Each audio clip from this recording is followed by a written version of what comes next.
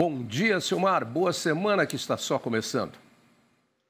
Meu caro Otávio, muito bom dia. Bom dia aos nossos amigos do canal Terra Viva. Bem, as coisas se complicam novamente no sul do Brasil depois de um fim de semana de muita chuva, como era previsto.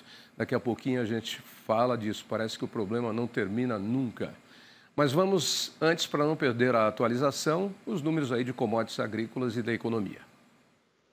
Davi, mercado financeiro com o dólar operando em queda nesta final de manhã de segunda-feira, início de semana, menos 0,4%, R$ 5,14 é a cotação nesse momento da moeda americana. Mercado de ações em alta, índice Bovespa na B3, valorizado em 0,7% nesse momento. Lá fora, petróleo voltando a subir, alta de 0,8%, petróleo tipo Brent, que é referência para o nosso também, da Petrobras, $83,40 o barril.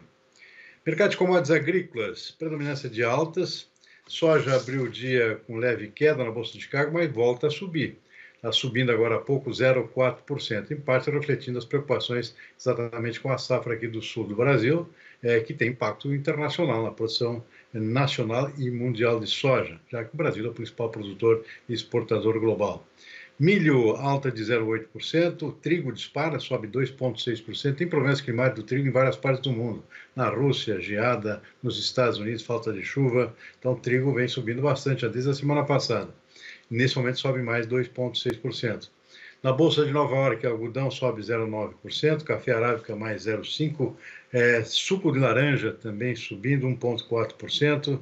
Na contramão, que cai é o açúcar, 2,6%, açúcar brutos na Bolsa de Nova York. E o cacau segue com o mercado muito volátil, sobe muito num dia, cai bastante no outro também. Pessoal aproveitando para especular muito com o preço do cacau, por conta do desastre lá que derrubou a produção no oeste da África, a principal região produtora do planeta. Cacau cai agora 5,8%. Boi gordo no mercado futuro da B3, com pequena valorização de 0,2% depois de cair semana passada. Sobe agora 0,2% na B3 aqui em São Paulo também. Esse é o retrato do mercado neste momento. Claro que tudo isso pode mudar nas próximas horas, mercados recém abrindo. Bem, antes do Rio Grande do Sul, as projeções dos analistas para a inflação de 2024 e 2025 cresceram, segundo dados divulgados pelo relatório Focus do Banco Central. A expectativa para a inflação oficial de 2024 subiu para 3,76%. A de 2025 também teve alta e foi para 3,66%. Projeções do IPCA 2026 e 2027 continuam em 3,5%. Projeção do PIB de 2024 cresceu e foi para 2,09%. Projeções de 2025, 26 e 27 também continuaram em 2%. E na Selic, todas as estimativas subiram. A de 2024 foi para 9,75%, 25 e 26 para 9% e 27 para 8,63%. Portanto, aí Silmar, uma mudança de cenário, um cenário não tão otimista. E não é para só já, é para já e mais um pouco. O que segue, de certa forma, até surpreende um pouco também, é a estimativa de crescimento do PIB. Cada semana o pessoal está acreditando que a economia vai crescer mais do que se previa inicialmente. Está agora em 2,09%, a previsão dos analistas ouvidos pelo Banco Central, está quase empatando com as previsões do governo aqui, surpreendentemente. 2,09% era 2,05% até uma semana atrás, então uma melhorada, só que isso tem um efeito inflacionário também. Então, a tendência da inflação, o IPCA agora subindo. Expectativa aqui dos analistas sobe para 3,76% a inflação até o final do ano. Estava em 3,72% a expectativa até uma semana atrás. E isso tem consequências, né, Tavinho? A expectativa de juros aumentou também, esse é o dado mais preocupante. Era 9,63%, é bom lembrar que começou com 9%, era a estimativa para o final do ano, inclusive do próprio Banco Central. Isso já tinha mudado semana passada para 9,63% e agora sobe de novo para 9,75%. Vai chegar nos 10% de novo, voltamos aos 2 dígitos. Depois da queda dos juros da semana passada, foi só 0,25%, isso assustou um pouco os analistas, porque a ideia é que o Banco Central continuasse derrubando a taxa Selic em 0,5%. Isso não aconteceu exatamente por expectativa de crescimento da inflação. Então, o Banco Central começando a apertar e isso agora se refere também na expectativa de continuidade disso até o final do ano. Se considerar essa expectativa nova de hoje, 9,75, significa, Tavi, que nós vamos ter uma só alteração na taxa de juros daqui para frente, de 0,75%, ou 0,25%, não importa. O fato é que vai esbarrar nessa ponte aqui, digamos assim, nessa barreira de 0,75%, chegando no final do ano a 9,75%. Então, esse é o dado preocupante. É a inflação subindo, taxa de juros também, o crédito fica mais caro, isso complica a vida de todo mundo.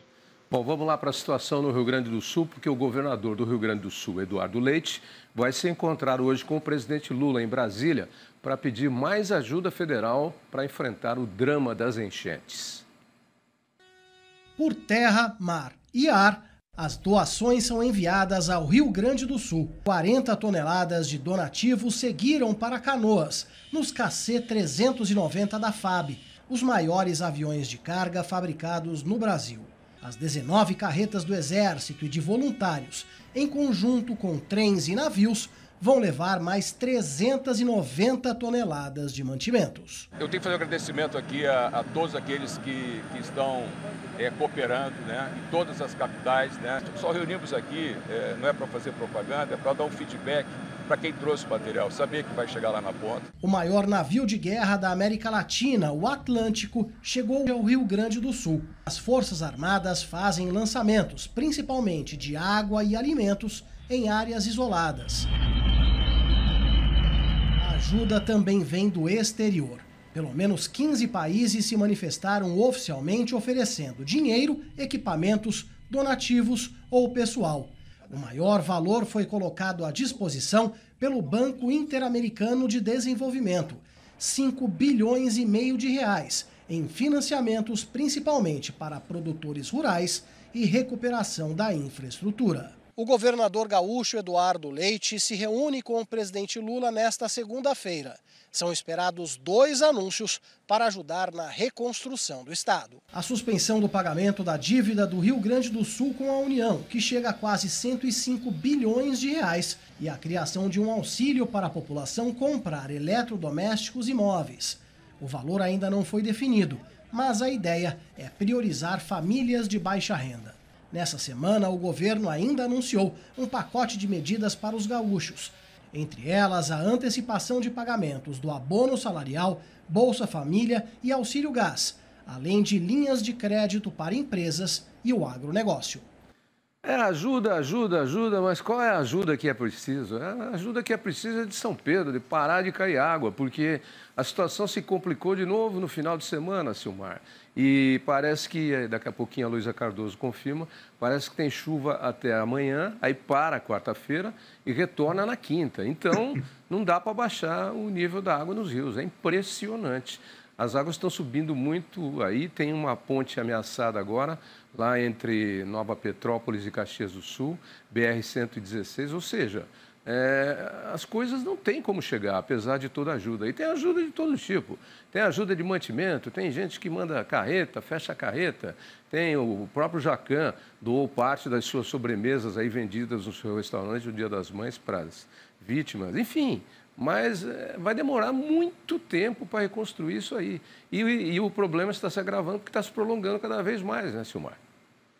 Pois é, Tavi, infelizmente choveu o fim de semana inteiro, aqui em Porto Alegre também, em vários do estado, e isso, claro, só complica mais a situação. E tem previsão de mais chuvas ainda na metade da semana em diante. Vai uma trégua pequena semana passada, mas é um tempo muito curto, não ajuda muito a baixar as águas. Pelo contrário, o Guaíba, por exemplo, eu moro aqui perto, voltou a subir, tinha baixado as águas, voltaram quase perto do seu leito normal, voltando a subir agora já batendo em ruas, por exemplo, que fazem ao lado do rio Guaíba, o estuário do Guaíba. Então a situação se complica e com tendência a crescer mais, ou seja, as águas não baixam, o centro de Porto Alegre continua inundado e agora com essa nova enxurrada de água que vem descendo do norte do país, do estado, isso desemboca no Guaíba, tem um represamento também na volta por conta de ventos, lá na saída para o mar, por exemplo, na Lagoa dos Patos, então embola tudo. E aí significa mais enchente, ou seja, ao invés de baixarem as águas, elas voltam a subir, e agora com a tendência até de superar o recorde de uma semana atrás. Ou seja, existe essa expectativa por conta desse represamento, além da volta das chuvas em locais lá que desembocam, com risco de desembocam no Guaíba, no estuário. Guaíba, na verdade, é um estuário. Então, a situação pode voltar a se complicar. Isso significa mais gente desabrigada, o pessoal que esperava voltar para casa não consegue, ou seja, a tragédia que continua, infelizmente, também. E geralmente atingindo aí aqueles que são vítimas das enchentes, né? Porque quem está em alguns lugares seguros sofre aí com falta de luz, falta de água, falta de abastecimento, mas ainda tem a sua casa, o seu lar, né? Ainda é um consolo. Agora, essas pessoas são deslocadas aí para abrigos e são trocadas de cidade. É uma tragédia, né? Porque como é que a pessoa vai entender o que está acontecendo? Como é que ela vai acordar de manhã e fazer o seu dia? Inclusive, na semana passada, circularam vários áudios aí de que estavam tendo muitos assaltos a lojas, inclusive abusos sexuais contra mulheres dentro de esses acampamentos provisórios, e muita gente falou, não, isso é intriga da oposição. Intriga da oposição nada. Tanto que agora as mulheres estão sendo levadas exclusivamente para abrigos femininos, por ordem judicial, né? Pararam de misturar com homens, e a polícia em Porto Alegre, eu sei, está fazendo rondas noturnas, embora não tenha aptidão para isso, para fazer isso de barco, mas está fazendo rondas noturnas porque são grandes. É muito grande o número de saques, o número de assaltos, enfim, é a lei do cão, é a lei de guerra, né, Silmar? Infelizmente. Exatamente, infelizmente é isso mesmo que está acontecendo. São mais municípios que cada vez se engrossam mais da estatística aqui. Boa parte do estado aqui realmente com problema, embora a parte leste seja mais prejudicada, de norte a sul, especialmente na região dos rios e lagos aqui que desembocam na Lagoa dos Patos, né? Essa é a situação mais trágica, porque existe a questão das enchentes, né? Ou seja, além da chuva em si, o excesso de chuvas, que faz com que se percam lavouras, por exemplo, em outras regiões, tem perdas enormes aqui na agricultura, na pecuária, tem a questão humanitária aqui pelas enchentes, ou seja, água que invade cidades. E aí a tragédia aumenta, né? Na medida que existe uma concentração maior de pessoas. Tem algumas cidades do interior aí no curso desses rios que praticamente desapareceram, né? No momento que as águas começaram a baixar, se viu lá um negócio devastado, uma coisa de guerra, né? Um negócio impressionante, ou seja, casas, bairros inteiros desapareceram do mapa, né? Subiram com as águas, com a força das águas, força das enchentes, né, também. Então, uma tragédia imensa aqui que vai custar muito para ser recuperada. Uma imagem, inclusive, que apareceu no UOL agora há pouco, enquanto eu estava dando as manchetes, não sei se o Caju consegue. Caju está aí? Caju está... Então, chama o Caju, vê se ele consegue colocar aquela imagem de novo. Eu fiquei assustado. Eu sei que o problema é grave, mas aí eu já passei... Ô, Caju, põe aquela imagem. Caju, é você mesmo. Põe aquela imagem, aquela primeira foto que tomou conta do UOL, lá que eles colocaram rapidamente lá, porque é uma região que a gente já passou muitas vezes aí, fazendo coberturas de Expo Inter e tudo mais, se deslocando do centro de Porto Alegre lá para Esteio, né? Então a gente relembra esses lugares, porque era caminho que a gente fazia todo dia, ou até a caminho de ida e volta do aeroporto Salgado Filho em Porto Alegre. E a imagem é impressionante, Lugares que você já passou completamente debaixo d'água. E cria até novas situações, né? Por exemplo, a polêmica aí agora para o Campeonato Brasileiro, não para. O Inter e o Grêmio estão com seus campos e gramados destruídos, parece que o Criciúma também foi atingido, enfim. Mas é um problema pontual. É aquela primeira, a que está antes, deixa eu ver, a grandona lá, Caju. Aquela que eles colocaram, que atiraram já. Tiraram. Então deixa, tiraram. Não faz mal. Mas aí, de parar o Campeonato Brasileiro. Só que, pelo jeito que a gente vê nesses estádios, aí a situação só vai se normalizar se as obras começarem a serem feitas daqui a uns 3 meses. Agora, quando for setembro, outubro, como é que você vai fazer o Campeonato Brasileiro? Só se for a toque de caixa. O Grêmio, o seu Grêmio, inclusive, é um dos times que pede. Olha essa imagem, olha lá. Aqui.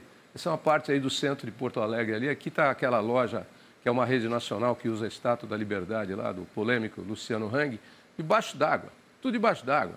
Olha aí, como é que vai? E é impressionante, né? E aí, sei lá, não sei.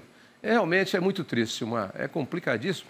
E com um detalhe importante que acaba de ser divulgado num levantamento feito, que eu já suspeitava disso, você também, a gente já comentou.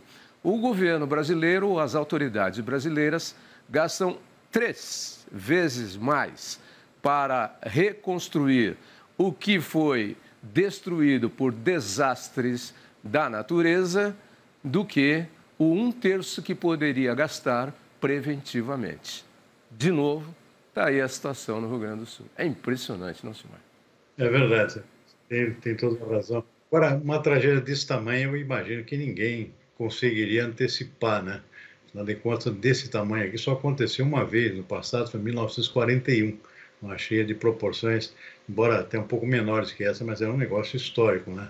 Então, são 80 anos aqui que se passaram. Só que agora, com esse negócio das mudanças climáticas, os eventos catastróficos ocorrem com mais frequência. Então, está muito na hora agora de prevenção para evitar tragédias como essa. Ou seja, nós acabamos sendo aqui a vítimas aqui de um exemplo, né? Que serve para todo mundo daqui para frente ficar de olho com essas mudanças, porque isso pode voltar a acontecer e pode acontecer em outros lugares do Brasil, assim como aconteceu aqui, está acontecendo ainda aqui no Rio Grande do Sul, né, também. Porque é muito importante o que você disse. Só aconteceu uma tragédia desse tamanho, ninguém vai conseguir prever, né? Mas só aconteceu uma vez, que foi lá na grande enchente de 1941. Mas mesmo assim, o nível do Guaíba passou, estourou e encheu várias regiões. E serve também para as autoridades ficarem atentas à construção em áreas favoráveis a alagamentos. Porque as autoridades fazem vista grossa em pé de morro, pendurado em morro, em área baixa, em área de várzea, beira-rio. O político deixa para lá, não vou me meter não vou perder voto, não, deixa lá. Aí depois vem a tragédia. Muito provavelmente em 1941, eu não era nascido naquele tempo, acho que nem você, mas a população que habitava áreas de várzea ou áreas sujeitas a enchentes deveria ser muito menor. Cabe a alguém aí que tem dados e números fazer essa projeção e fazer esse comparativo. Mas eu tenho certeza. O centro de Porto Alegre, não, porque ali já é o centro velho, ele já era mais ou menos daquele jeito, com Guaíba, o Cais, Mercado, tal, Principal e tal. O centro de Porto Alegre, não. Mas o entorno dessas áreas que estão alagadas, eu não tenho dúvida nenhuma que são construções que... deixa lá, nunca mais encheu, não vai encher nunca mais. Vai contando com a natureza. Esperando. Né? É o resultado, né, também, infelizmente. Tá aí o resultado. Bom, vai lá. Boa semana para você que está só começando e a gente traz aí todas as novidades a qualquer momento. Você também está sempre com o canal aberto aqui se tiver qualquer emergência e quiser comunicar. Tá bom? Combinado, Davinho. Bom dia para todo mundo, boa semana. Abraço, amigo, e até amanhã.